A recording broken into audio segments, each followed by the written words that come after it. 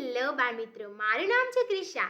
આજે આપણે ધોરણ 9 માં વિષય ગુજરાતી ચેપ્ટર 16 તેનું નામ છે કુદરતી, જેનો આપણે અભ્યાસ કરીશું. તેથી મારી ચેનલને વધારે લાઈક, શેર અને સબસ્ક્રાઇબ કરવાનું ના ભૂલશો અને બીજા મિત્રોને પણ શેર કરજો, જેથી તે પણ દરેક વિષયના સ્વાધ્યાયના વિડીયો જોઈ શકે. તો ચાલો બાળ મિત્રો, આજે આપણે ધોરણ 9 માં વિષય છે ગુજરાતી, પાઠ છે 16, તેનું નામ છે કુદરતી, જેનો આપણે અભ્યાસ કરીશું. તેના આ કવિ છે, તેનું નામ છે લાભશંકર ઠાકર. તેનું ઉપનામ છે લાભશંકર જાદવજી ઠાકર પુનર્વસુ. એમનો વ્યવસાય છે આયુર્વેદના વૈદ્ય. કાવ્ય સંગ્રહો, ટેવ, નાટકો છે પીળું ગુલાબ અને હું. એકાંકી છે મરી જવાની મજા અને બાથટબમાં માછલી. આ જે છે ચેપ્ટર 16 ના કવિ છે, લેખક છે, એનો પરિચય. ત્યાર પછી શબ્દ સમજૂતી. એમાં સબૂર એટલે કે ધીરજ, અંતર્ધાન એટલે અદ્રશ્ય, મૌર્ય એટલે કે પૂર્વ, સોડમ એટલે સુગંધ, રસમ એટલે રીત, આવરદા એટલે કુમર, નવેરી એટલે કે બે ઘરની પાછળના ભાગે જોડેલી જગ્યા, જોબો એટલે કે બેભાન થઈ જવું. પછી છે વિરુદ્ધાર્થી.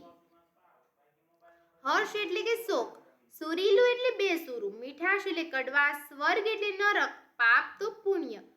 ત્યાર પછી તળપદા શબ્દ, પછી રૂઢિપ્રયોગ અને સ્વાધ્યાય આવે છે. સ્વાધ્યાયમાં પ્રશ્ન 1 છે વિકલ્પો. એમાં પહેલામાં જવાબ આવે છે દેવાંશી અપ્સરા, બીજામાં આવે છે દેવલો બોલે છે અને ઇન્દ્ર રાજાને કહે છે, ત્રીજામાં જવાબ આવે છે કુદરતી રીતે સહજતાથી થયેલું સહકાર્ય, ચોથામાં આવે છે પેશાબ કરતા બે ડગ ખસીને એક કીડીને મરતા બચાવી. પ્રશ્ન 2, 2-3 વાક્યોમાં ઉત્તર લખો. અને જો તમને આમાં અક્ષર ના દેખાતા હોય કે ના વંચાતા હોય તો ફોનની જમણી સાઈડ 3 ડોટ આપેલા છે, તેના પર ક્લિક કરતા ક્વોલિટીનો ઓપ્શન આપેલો છે, એમાંથી 1080 પર ક્લિક કરતા તમને ક્વોલિટી હાઈ દેખાશે, જેનાથી તમને અક્ષર પણ વ્યવસ્થિત દેખાશે. ત્યાર પછી જોઈએ પહેલામાં. દેવાંશી ઉર્ફે દેવલાના નાચગાનથી પ્રસન્ન થયેલા ઇન્દ્ર રાજાએ દેવલાને વરદાન માંગવા કહ્યું. દેવલાએ ઇન્દ્ર રાજા પાસે એના નાનપણના ભાઈબંધને સ્વર્ગમાં લાવવાની ઈચ્છા રજૂ કરી. ઇન્દ્ર રાજાએ એની ઈચ્છા પૂરી કરી અને બાબુને દેવલા સાથે એક દિવસ સ્વર્ગમાં રહેવાનો લહાવો મળ્યો. આ રીતે દેવલાએ બાબુ સાથેની દોસ્તી નિભાવી. પછી છે પ્રશ્ન 3, 7-8 વાક્યોમાં લખો. એમાં પહેલામાં આવે છે એક પુણ્ય બાબુને હાથે થયું. એના પ્રતાપે બાબુને એક દિવસ સ્વર્ગમાં રહેવાનો લહાવો મળ્યો. બે દેવદૂતોએ બાબુને ફૂલની જેમ ઉંચકી લીધો. તેઓ આકાશમાં ઉડવા લાગ્યા, પરંતુ ઠંડા વાદળામાંથી પસાર થતા બાબુને છીંક આવી ગઈ. ત્યાં તો તરત જ એક અપ્સરાએ આવીને એના રેશમી લુગડાથી બાબુનું નાક લૂછ્યું. બાબુ સ્વર્ગના બગીચામાં ફર્યો.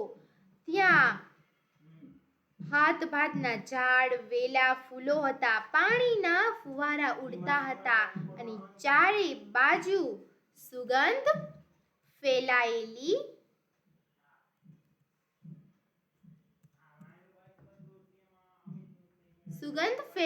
હતી. ત્યાંથી બાબુ મોટા મહેલમાં દાખલ થયો. ત્યાં દરબાર ભરાયો હતો. સિંહાસન પર ઇન્દ્ર રાજા બિરાજેલા. નાચગાન ચાલતા હતા. બાબુ પ્રવેશતા જ નાચગાન બંધ થઈ ગયા.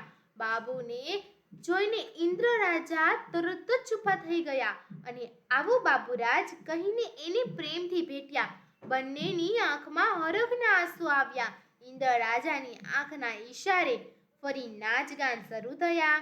દેવાંશીએ મારી વેણીમાં 4 ફૂલ, અંબોડલે 100 હામણી ગીત, મીઠી છલકથી ગાયું. એમના ગામનો દેવલો સ્વર્ગની અપ્સરા દેવાંશી થઈ ગયો હતો. તે રૂપના અંબાર જેવો લાગતો હતો. એની આગળ બીજી અપ્સરા ઝાંખી લાગે. નાચગાન ફરી બંધ થયા પછી ઇન્દ્ર રાજા બાબુને જમવા લઈ ગયા. ત્યાં બાબુને ચોખા ઘીની ધારવાળું છૂટું ચૂરમું જમાડ્યું. બંગલા પાન ખવડાવ્યું. બાબુએ દેવાંશી સાથે થોડો આરામ કર્યો. પછી બાબુને પૃથ્વીલોકમાં પાછો મોકલી દીધો. આમ બાબુએ એક દિવસ સ્વર્ગમાં રહેવાનો આનંદ લીધો. તો બાળ દોસ્તો, આ સાથે આપણો ચેપ્ટર 16 ગુજરાતીમાં કુદરતી જે પૂરો થાય છે. અને આવા જવાના વિડીયો જોવા માટે મને કોમેન્ટ કરી જરૂરથી જણાવજો. તો આવજો બાળ દોસ્તો, ફરી મળીશું નવા વિડીયો સાથે. ત્યાં સુધી આવજો.